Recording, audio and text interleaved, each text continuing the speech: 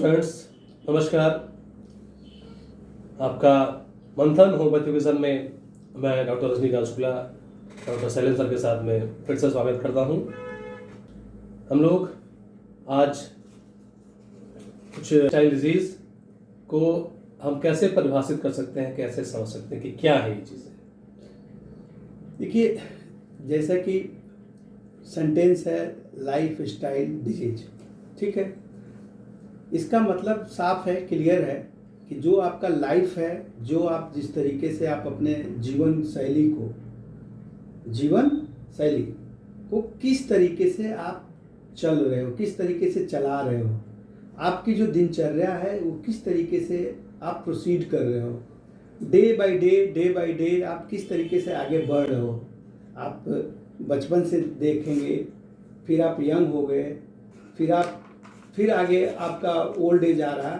तो ये सारी चीज़ें आपकी होल लाइफ का ये चीज़ें मीनिंग निकलती है कि आपकी स्टाइल है वो किस तरीके से आप उसको आगे बढ़ा रहे हैं। जीने का तरीका जैसे, हाँ, जीने का तरीका, सही बोला। तो उसका लाइफ स्टाइल जो है, हाँ, मतलब आप जीवन जीने की तरीका है।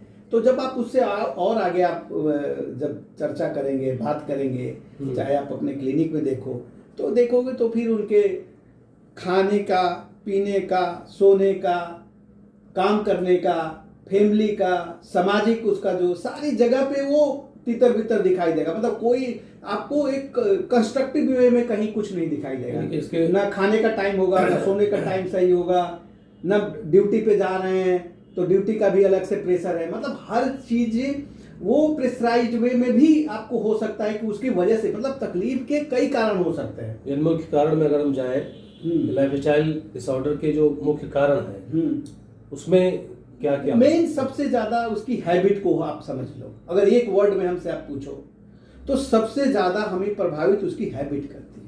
आप खाने को ले लो, सोने को ले लो, आपकी चीजें वहीं से शुरुआत हो जाती है न। आप शुरुआती दौर में मैंने जितने मरीज को जो शुरू में आए हैं वो देखा है, तो उनकी लाइफ स्टाइल पर मैं उस पर फोकस भी करता हूँ। मैं पेशेंट को काउंसलिंग भी करता हूँ, समझाने की भी कोशिश करता हूँ कि आप इस तरीके से मत जियो। तो यही अगर आप संक्षेप में हमसे अगर इस क्वेश्चन का अगर मैं आंसर दूं कि भाई लाइफ स्टाइल डिजीज को आप कैसे समझ सकते हैं, तो जिसमें आपकी जीवन शैली बेकार हो गई हो, जीने का आपका ना बिल्कुल ही घटिया समझ लो। अगर हम जो बीमारी बिल्कुल हमारे जीने के तरीके की वजह से हो रही है, उन्हें हम लाइफ स्टाइल डिजीज कहते हैं। जो आपके जीने के तरीके के कारण उत्पन्न हो रही है तकलीफ। आप इसमें बीमारी मतलब कई बीमारी सेकेंडरी है, लेकिन आपके गलत तरीके से आप खुद पैदा कर रहे हैं उसे। आप बिल्कुल गलत तरीके से आप खुद उसको न्योता दे रहे हो। जैसे आप शादी का कार्ड बांटते हो तो आप बुलाते हो ना, आपके यहाँ लोग जाते हैं खाने पीने, तो आप समझ लो कि आप बीमारी को एक तरीके से न्योता दे रहे हो कि भाई आ जाओ, अब हम तैयार हो रहे तुम्हारे लिए, ये बीमारी आ रही। बस ऐसे ही समझ लो आप। नहीं, सही है। तो जो हम बीमारियां अपने आप बुला रहे हैं, हम जिनको उन्हें हम कह सकते हैं कि ये हमारी खुद की गलती से हो रही हैं। बिल्कुल लाइफ स्टाइल डिजीज में आती है। आज का सर हम लोग देखें तो इंडिया में क्या इसका ग्रोथ तेजी से है? देखिए, इंडिया में ग्रोथ काफ़ी बढ़ गया है पहले से। अब तो मैं देख रहा हूँ कि गांव में भी पहले गांव के जो वातावरण था काफ़ी लोग मेहनती थे, उनके जीने का तरीका काफ़ी अलग था, भिन्न था। लेकिन जो शहर का जो प्रभाव गांव में पड़ा है और यहाँ पे जो इंडिया में जो शहर के लोग उनका प्रभाव बाहर का पड़ा है, फॉरेन कल्चर से आ रहा है। हाँ, तो हम इंडिया में अब हर जगह पे, गांव में भी और शहर में भी लाइफ स्टाइल डिजीज बहुत ही ज़्यादा तेज़ी से बढ़ रही है। और लाइफ स्टाइल डिजीज में देखो एक दो हो तो आपको कई हो। आप सोचो, मैं एक किससे सीरीज बता रहा हूँ। जैसे हम आप जैसे केवल एक चीज़ आप समझो कि हमने केवल जो है अपने खाने पीने का मतलब दो चीज़ आप समझो, केवल खाना पीना सोना, ठीक है, और मोबाइल, ये चीज़ें आप केवल देखो। आप बस इसी को बस केवल आप एक देख लो कि उसी में सबसे ज़्यादा जो है चौपट कर दिया। पता चला कि सुबह नाश्ता होना चाहिए तो दोपहर में उसका ब्रेकफास्ट हो रहा, अब दोपहर में लंच होना चाहिए तो शाम को 3 बजे उसका लंच हो रहा। रात को 11 बजे 12 बजे उनका डिनर हो रहा है, 2 बजे वो सो रहे हैं, मोबाइल पे वो शॉर्ट वीडियो देख रहे हैं, मोबाइल पे टाइम पास कर रहे हैं। नहीं मोबाइल पे टाइम पास कर रहे तो उनका अगर वर्क इतना ज़्यादा लोड लिए हुए हैं अपने बॉस का, जो भाई ऐसा नहीं है कि मैं एक ही चीज़ बोल दूं कि नहीं भाई सब मोबाइल पे टाइम पास कर रहे हैं, वर्क का लोड भी लिए पड़े हुए हैं। वो भी एक कारण है कि वो हम उसको सेक्रीफाई नहीं कर पा रहे हैं, अपने वर्क को, अपने शरीर का सेक्रीफाई कर रहे हैं। हमने बीमारी आ जाए लेकिन हमको सुखी रहना है, पैसे बनाना है। जैसे हमने तो सुना था पहले कि प्राचीन समय में दो शब्द बड़े इंपॉर्टेंट है, आहार विहार। हाँ बिल्कुल सही। तो आहार विहार में पूरी लाइफ आ जाती है। हाँ। और शायद ये जीवन शैली ही है। बिल्कुल जीवन शैली। देखिए आहार में खाना कब खाना है, कितना खाना है, किस मौसम में क्या नहीं खाना है, क्या खाना है, बिल्कुल। और बिहार में हमको कब सोना है, कब जागना है, कब टहलना है, कब काम करना है। ये बिल्कुल सही बोला आपने। ये हमारा प्राचीन लाइफ स्टाइल है। बिल्कुल। अब आप इसको और थोड़ा सा आप आगे डीप जाइए, तो हम जब इसको साइंटिफिक वे में देखते हैं तो इस आपका जो शरीर है ना, बायोलॉजिकल टाइम को रीड करता है। हाँ। बायोलॉजिकल टाइम होता है। आप रात को नींद आएगी, आपने क्या किया, जबरदस्ती नींद को भगाया, हमको सोना नहीं है, कॉफी पी लिया, नहीं हमको सोना नहीं, हमको तो ये करना है। हम लोग के टाइम में एक समय था कि स्टूडेंट ज़्यादातर लोग 3 बजे 4 बजे जग के सुबह पढ़ते थे। आजकल देखो स्टूडेंट भी जो बहुत ही 18 19 साल 20 साल 22 साल 24 साल के एज आ रहे हैं, उनकी प्रॉब्लम आ रही है। रात में पढ़ते रात हैं, को 3 बजे 4 बजे तक वो पढ़ रहे हैं, और इसके बाद 12 बजे तक 11 बजे तक भैया हम तैयारी कर रहे हैं, हम सो रहे हैं। हमें अब मैं पेशेंट का नाम नहीं लूँगा, एक CA कंप्लीट किए हुए, मतलब जो है लगभग 5 साल हुआ आप जॉब कर रहे हैं। हाँ। तो उनको इंसोमिनिया का शिकायत, ठीक है। तो हमने जब केस लिया तो पता चला कि वो वही है दिक्कत कि मैं 3 4 लगभग मुश्किल से 25 to 27 के बीच में हूँ, इससे ज्यादा 25 से 30 साल की उम्र में इसको इंसोम्निया की दिक्कत है। हाँ। अब सोचिए आप, जहाँ पे नींद आना चाहिए, बिल्कुल डीप स्लीप आना चाहिए, अभी कुछ भी नहीं हुआ है, ना शादी ब्याह कुछ भी नहीं हुआ, और आपको ये तकलीफ हो गई। पेट की भी तकलीफ थी बंदे को, है ना, पेट की भी तकलीफ है, भूख की भी तकलीफ है, और आपको सोचो कि उस बंदे को हाइपरटेंशन, प्राइमरी हाइपरटेंशन भी आ रहा है। तो ये क्या है? तो सर कैसे पता चला कि लाइफ स्टाइल की वजह से ऐसा हुआ उसमें? जब मैंने केस टेकिंग किया, जब उससे बातें, देखो पेशेंट से हम जब बात करते हैं और वो अपनी तकलीफ के लिए आया होगी, प्राइमरी हाइपरटेंशन के लिए आया मेरे पास, तो जब हम वो तो भाई पेशेंट को तो लगता है कि ये चीजें हमारी गड़बड़, वो सही करना है, कि हमको नहीं, अब एलोपैथिक दवा हमको जिंदगी भर नहीं खानी है, BP की दवा हमको नहीं लेनी है, तो हमको चलो भाई आप आ गए। जब मैं जब केस लिया, पूरी चीज़ों को समझा, तो मैंने तो देखा कि कॉज कुछ और है। तो मैंने कहा कि नहीं, ये चीज़ें दवा से ज़्यादा, दवा तो बात की बात है, पहले आप अपनी लाइफ स्टाइल चेंज करो अगर आप चाहते हो कि निरोग रहें। और मैं तो आपको बताऊं, मैंने पेशेंट को मैं यही बोलता हूं कि देखो, जो है पहले अपने, ये जो पहला घर है आपका शरीर, जो है ये घर है, इसका ख्याल ज़्यादा रखो। मैं बोलता भी हूं कि स्वास्थ्यम परमम भाग्यम, है ना, स्वस्थ होना जो है आपको सबसे बड़ा भाग्य है ना, इससे बड़ा भाग्य कुछ भी नहीं है।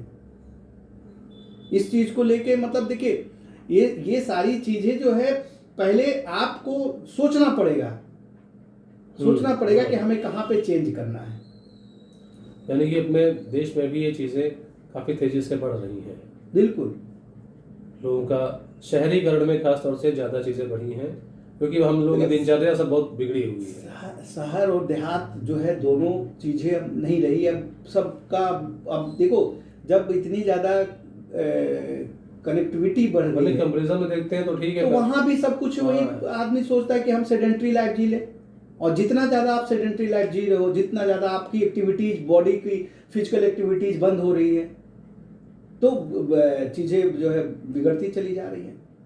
और आज के डेट में तो सब कुछ यही हो रहा है, लाइफ स्टाइल डिजीज, जो समझो कि आप लाइन लगा हुआ है, सारी चीजें वहीं से आ रही है दिक्कत। तो सर इसमें जैसे कुछ बीमारियों के नाम ले सकते हैं क्या हम लोग इसमें, क्या किस तरह की बीमारियां जो लाइफ स्टाइल की वजह से प्राइमरी स्टेज पर आ रही हैं? अब जैसे प्राइमरी में देखो आप, जैसे आप सबसे पहले मोटापा ले लो, ओबेसिटी ले लो, ये एक आपका ये सबसे समझिए कि ये गेटवे है ये। हाँ, एक वर्ड सुना है हम लोगों ने, ये गेटवे gateway डिजीज के नाम से। हाँ, गेटवे डिजीज इसी को बोलते हैं। मतलब आप प्रवेश द्वार है, सबसे पहला प्रवेश जो हो रहा है आपका मोटापा। आप समझो वहां से आपका प्राइमरी आपकी एंट्री हो गई, आप समझ लो, सतर्क हो जाए, ये वार्निंग है आपकी। क्योंकि आजकल तो 10-10 साल के बच्चे 80-80 किलो वेट के मिल रहे हैं। हाँ, आप जो है ये वार्निंग है। आप अगर ये गेटवे जो आपने बीमारी सुना है, तो ये ओबेसिटी जो है, मोटापा, ये आपका प्रवेश द्वार है। वहां से आप सोचो कि आपका मेटाबॉलिक डिसऑर्डर शुरू हो गया, आपका हार्मोन्स का डिसऑर्डर, आपका उथल पुथल हुआ, आपका स्लीप जो है धीरे धीरे गड़बड़ सड़बड़ होगा, आपका पाचन क्रिया गड़बड़ होगा, आपका पेरिस्टाल्टिक मूवमेंट गड़बड़ होगा, आप मूवमेंट ही नहीं करोगे, आपका पाचन डाइजेस्टिव सिस्टम आपका गड़बड़ होगा। धीरे धीरे धीरे धीरे एक एक चीज आप लेते जाओगे। अब आप गैस्ट्राइटिस हो जाएगी, अब खाओगे पियोगे आपको पचेगा नहीं, ठीक है। आपका मूवमेंट धीरे धीरे बंद होगा, तो आपको हाथ पैर घुटनों में दर्द होने लगेगा, चलने में दिक्कत होने लगेगी। आप आगे कुछ दिन वेट करो तो आपको ब्रीथिंग डिफिकल्टीज आएगी, सांस भी फूलने लगेंगे, आपकी कार्य क्षमता धीरे धीरे घट जाएगी, आपकी बर्दाश्त करने के अगर मेंटल लेवल पे जाओगे तो इरिटेबिलिटी बढ़ जाएगी, आपकी एंजाइटी बढ़ जाएगी। तो मतलब आपको लाइन लगा हुआ है, आपको हाइपोथायरॉयडिज्म की तकलीफ आ जाएगी। नहीं, कितने मतलब आपको आप इसके बाद आप डायबिटिक के उसमें चले जाओगे, साइलेंट, मतलब पता ही नहीं चलता। पेशेंट को देखो, पता उसको कोई दिक्कत नहीं है, बोलता मुझे कोई दिक्कत ही नहीं है। टेस्ट कराया, HbA1c पता चला 9-10 मिल रहा, आपका 9 तक चला जा रहा। फास्टिंग पीपी जो है, फास्टिंग चली जा रही है 200, आप पीपी चली जा रही है आपका जो है 300, और पेशेंट का नाम मुझे कुछ पता ही नहीं है। माने आज के समय में मोटापा जो है वो बहुत बड़ी बीमारी है। बहुत। आपका समझो कि आपने यदि अगर इसको कंट्रोल नहीं किया तो आप अपना न्योता दे रहे हो बस बीमारी का, कि आ जाओ भाई मेरे गले लगो, मैं तैयार बैठा हूं। तो इसलिए सबसे ज्यादा जरूरी है कि हम एक्टिविटीज को करें। मैं अगर मेरे से आप पूछेंगे तो ये जरूर कुछ इसमें वो करना चाहिए। सर, ये अगर क्लिनिकल अनुभव पे सर बात करें, तो आपने अपने क्लिनिक में सबसे ज्यादा ये लाइफ स्टाइल डिजीज की कौन सी बीमारी है? देखो, मैं लाइफ स्टाइल डिजीज के ऊपर बहुत ही, मैं मतलब एज ए डॉक्टर बहुत ही फोकस करता हूँ, स्वयं के लिए भी फोकस करता हूँ कि मैं उस बीमारी में मतलब गिरफ्त में ना हूँ। तो अगर लाइफ स्टाइल डिजीज में मैं अगर बोलूँ तो ये जो भी आपका भी नाम मैंने लिया है, जैसे ओबेसिटी है, तो कई लोग बोलते हैं आगे कि मोटापा कम करने की कोई दवा है। मैं हाथ जोड़ लेता हूँ कि भाई मेरे पास कोई दवा नहीं है भाई, मोटापे के लिए कोई दवा नहीं। मैं वो चीजें मैं करता ही नहीं हूँ कि हाँ भाई झूठ बोल दूं कि भाई तुम्हारा मोटापा कम कर दूं और इसके बाद में तुम कुछ दिन बाद आओ बोलो कि आपने तो कम नहीं हुआ, क्योंकि ये चीजें गलत है। जो चीजें आपको करनी है वो करनी है, उसी से वो मेन कॉज गलत शैली से आया हुआ है। हाँ, तो आप सुधारो पहले वहां अब आपको करना ही पड़ेगा। हाँ, अब आप बीमारी को लेके आओ कि आप कैसे, जैसे तो हाइपोथायरॉयडिज्म के हमने केसेस ठीक किए, प्राइमरी डायबिटिक के केसेस जो हुए, जो मतलब जैसे मान लो कि HbA1c 7 आ गया, 7.5 आ गया, 8 तक आया, तो भी वो कंट्रोल हो गया है। हाँ, बढ़िया से ठीक हुआ है, क्योंकि वो तभी संभव है जब वो बंदा जो मेरे पास आया है वो पूरी तरीके से शिद्दत से मेरी बात को फॉलो कर रहा है अपने लाइफ में, यानी कि लाइफ में भी चेंजेस लाए। बिल्कुल लाइफ में चेंज लाए, बिल्कुल दवा करता है, साइड बिल्कुल सही होता है। इंसोमेनिया का केस है, बढ़िया, बहुत अच्छे से सॉल्व हुआ, कोई दिक्कत नहीं हुई, है ना। आपका ये PCOD वाली केस है, उसमें भी आपका जो है काफी अच्छा रिजल्ट मिलता है। वहाँ भी मोटापे की वजह से बिल्कुल, हाँ बिल्कुल आता है। सर, आजकल कॉन्स्टिपेशन हो गया, गैस्ट्राइटिस हो गया, बहुत से केसेस महिलाओं में ये PCOD और PCOS की शिकायत हो रही है और बहुत कॉमन हो गई है। तो कॉमन यही है ना कि वो भी एक्टिविटीज नहीं कर रहे, सारे कुछ तो आपका बॉडी के, आप सोचो हम मेल से ज्यादा फीमेल का जो है आप देखोगे तो हार्मोन्स के ऊपर में उनका साइकिल डिपेंड है। आप देखो तो उनका स्ट्रेस लेवल भी अगर ज्यादा हुआ या बहुत ही ज्यादा प्रभावित हुआ तो उनका ये जो है टोटल जो है उनकी गायनी की प्रॉब्लम बिल्कुल क्रिएट हो जाती है, साइकिल उनका डिस्टर्ब हो जाएगा। तो इमोशनल जितना उनका इमोशनल बैलेंस में रहता है, इमोशन जितना बैलेंस में रहेगा उतना ही ज्यादा वो फिट रहेंगे। तो उनके ऊपर भी दबाव है, सामाजिक दबाव, घरेलू दबाव है ना। अब वो अगर कोई लेडीज अगर वर्क कर रही है तो उनके ऊपर में दोहरा दबाव है। तो कहीं ना कहीं ये सब दबाव तो हमें प्रभावित कर रहे हैं, लेकिन उस दबाव को हम कैसे कम कर सकते हैं, हम कैसे स्वस्थ रख सकते हैं। ये क्या हम कह सकते हैं सर कि मानसिक जो दबाव है ये भी लाइफ स्टाइल डिजीज में है? बिल्कुल है। आपका डिप्रेशन आज के समय में तो बिल्कुल कॉमन हो गया है, हम तो नंबर 1 पे जा रहे हैं। आप तो सोचो कि एक आजकल के, पहले आप कभी सुने होंगे कि 6-7 का बच्चा जो है डिप्रेशन में चला गया? पहले कभी नहीं सुना हम लोगों को। 8th का बच्चा डिप्रेशन में चला गया। आजकल के तो पहले की पढ़ाई का स्टाइल कैसा था हम लोग के टाइम में, और आज देखो डिप्रेशन हो जा रहे हैं बच्चे को, हो जा रहे छोटे बच्चों को डिप्रेशन तो क्यों हो रहा है? क्योंकि हम उनके ऊपर भी, बच्चों के ऊपर भी थोप रहे हैं।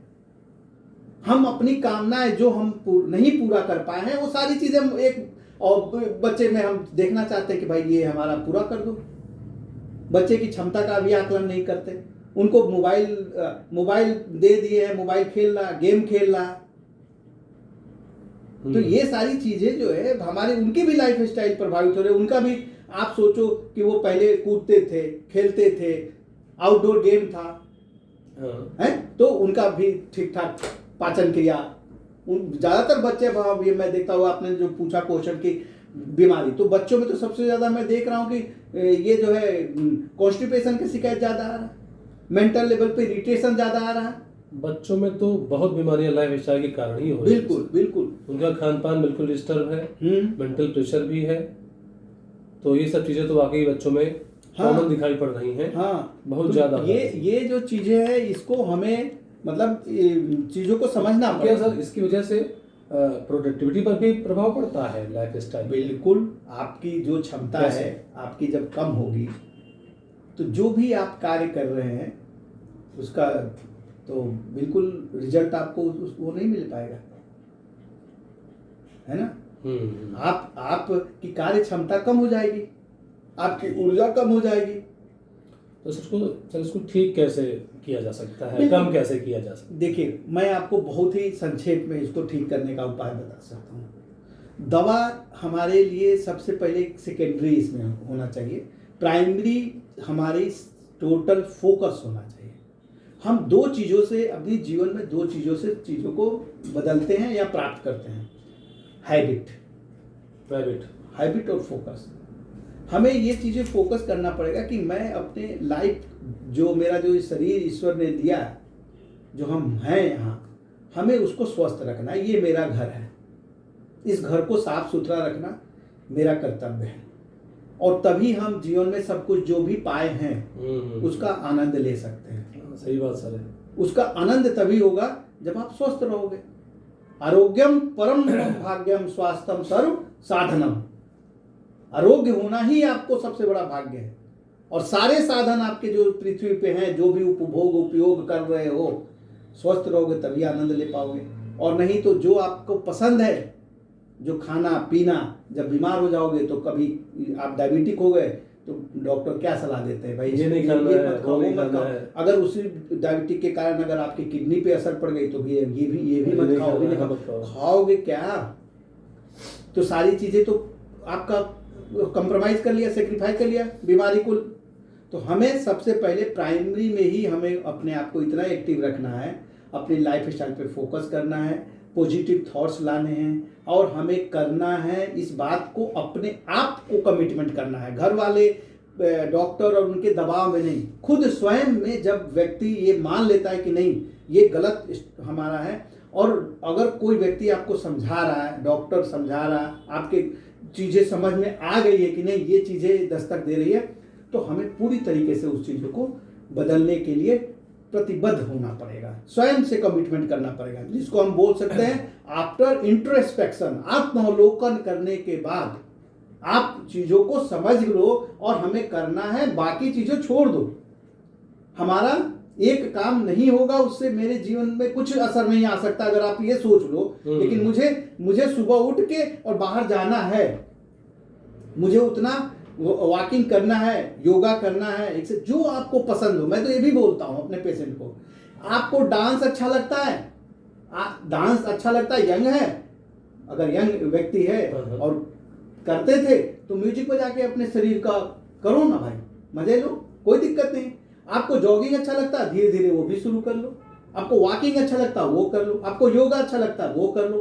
करो भाई, कुछ कर लो, कुछ करो, बिल्कुल। लेकिन सर एक बात और है, जैसे पेशेंट आता है और दवा देते हैं, उसको आप सजेशन भी देते हैं, लेकिन खास तौर से इंडिया में देखा गया है कि बहुत से मरीज ऐसे होते हैं जो इस चीज को लंबे समय तक निभा नहीं पाते हैं। थोड़े समय किया, जहाँ आराम मिला बंद हो गया, फिर वो बंद हो गया।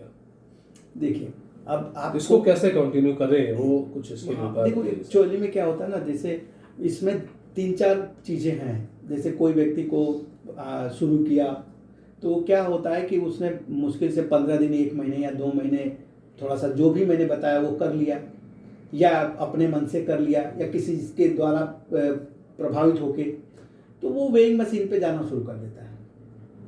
तो देखता है वेट, अरे तो वेट कम ही नहीं हो रहा, अरे छोड़ो यार हटाओ।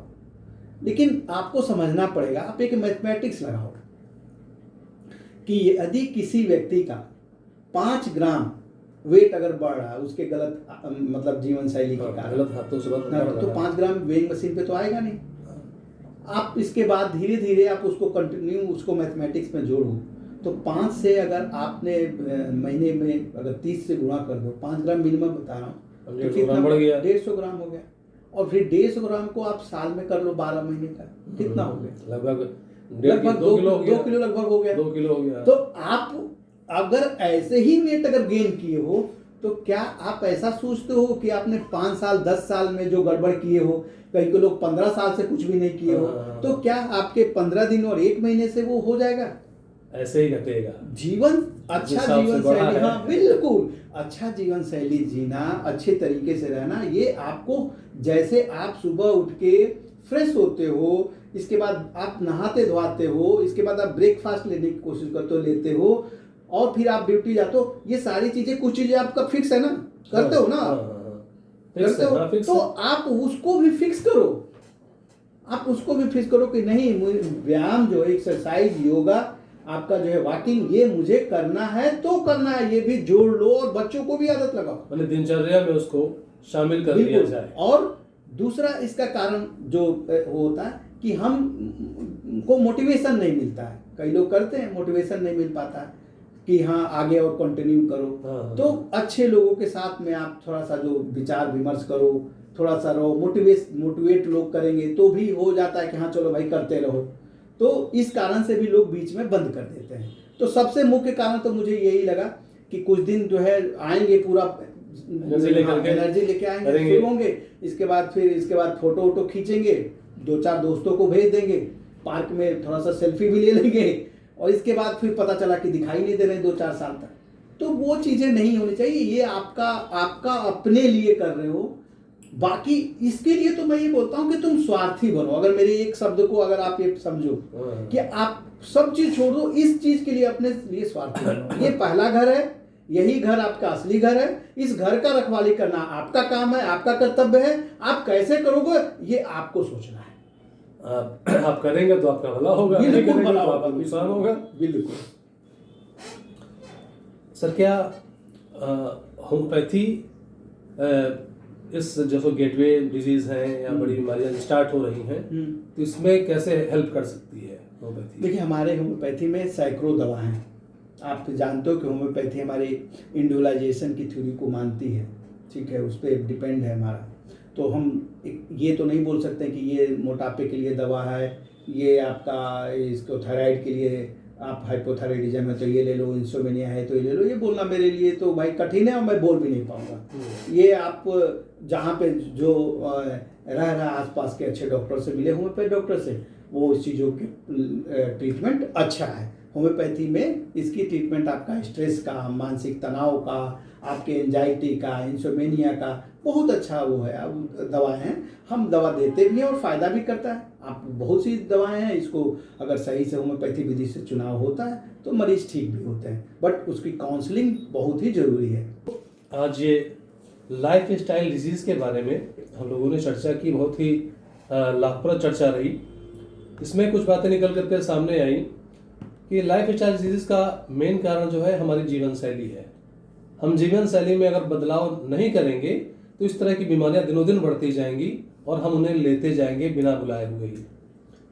और उसका सबसे अच्छा तरीका यही है कि हम अपनी दिनचर्या में जो अच्छी चीज़ें हैं, एक्सरसाइजेज हैं, बहुत सारी हैं, उनको हम शामिल करें। सरकार जैसे कहना है, सर ने बताया इन चीज़ों को कि उन्हें हम डेली टू डेली लाइफ में अपने जीवन में शामिल ही कर लें कि नहीं, हमें ये करना ही करना है। आहार विहार, मानसिक को सही करना, जो मन के तरंगे हैं, जो मन में उथल पुथल होती रहती है, उसको भी कंट्रोल करना, उसके लिए भी योगा बहुत अच्छी चीज़ है। तो इन चीज़ों को जैसे जैसे हम शामिल करते जाएंगे और आदत बना लेंगे कि हमेशा हमें ये करना है, कभी छोड़ना नहीं है, तो हम बहुत सी जो ऐसी बीमारियां जिनकी वजह से और बीमारियां पैदा होती हैं उन्हें हम रोक सकते हैं और संभव हो सकता है कि हम ज़्यादा दिन तक स्वस्थ रहें और अच्छी लाइफ जिए। तो इन शब्दों के साथ मैं आज की चर्चा पर विराम देता हूँ। धन्यवाद, नमस्कार।